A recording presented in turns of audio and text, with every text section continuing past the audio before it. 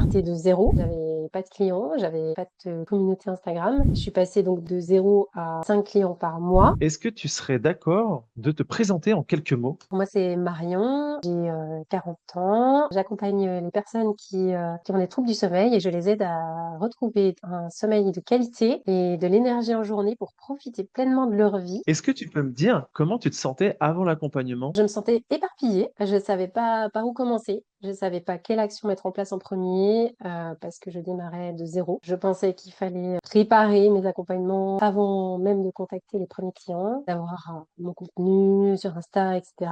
En fait, je ne savais pas par où commencer. Tu testais quoi? Tu faisais quoi comme stratégie pour essayer de développer ton activité qui s'avère être des mauvaises stratégies et qu'est-ce que tu fais à la place? Je comptais faire des accompagnements gratuitement pour me faire l'expérience. Et en fait, non, j'ai démarré directement en étant rémunérée et Ok. Et du coup, comment tu te sens aujourd'hui? en confiance, super contente du chemin parcouru. Donc voilà, ça, même d'un point de vue personnel, ça m'a apporté énormément, quoi. Et ce que j'ai aussi apprécié énormément, c'est que ben, je me suis sentie à l'aise aussi. Parce que parfois, même dans des petits groupes, je suis un peu intimidée, j'ose pas, parce qu'en plus, c'est des sujets quand même très personnels ou très, enfin, ça touche à soi malgré tout, même si c'est l'entrepreneuriat. Et j'ai tout de suite été à l'aise en fait de parler, de prendre la parole, alors que c'est pas forcément le cas toujours. Donc tu amènes vraiment cette bienveillance dans le groupe et puis bah, forcément tu apportes, enfin tu amènes à toi des gens qui sont bienveillants aussi et donc on se sent bien et en confiance en fait. Et merci aussi de m'avoir laissé la place bah, d'apporter des choses qui étaient plus personnelles et qui m'ont aussi fait beaucoup de bien quoi. Si on doit choisir, quelles a été les trois plus grandes victoires que tu as obtenues? Tu dirais quoi? Et d'avoir démarré l'accompagnement directement, d'avoir réussi à contacter des gens comme ça en privé et d'avoir mes premières séances rémunérées. Est-ce que tu peux me partager du coup tes résultats? Mais donc du coup, je partais de zéro, j'avais pas de clients, j'avais pas de communauté Instagram. Je suis passée donc de zéro à 5 clients par mois et donc 100 euros par mois aussi. Si tu devais résumer l'expérience que tu as vécue au sein de l'incubateur en